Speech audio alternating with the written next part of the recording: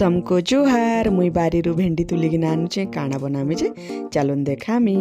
सोरसो मसला बाटी देइचे, भेंडी टमाटर काटी देइचे, तेल कढ़ी थी तेल देली, भेंडी की भाजी देली, बढ़िया किना भाजी देली। एंता लाल करी किना भाजबे आर बनाबे देखबे बढ़िया टेस्ट लागसी।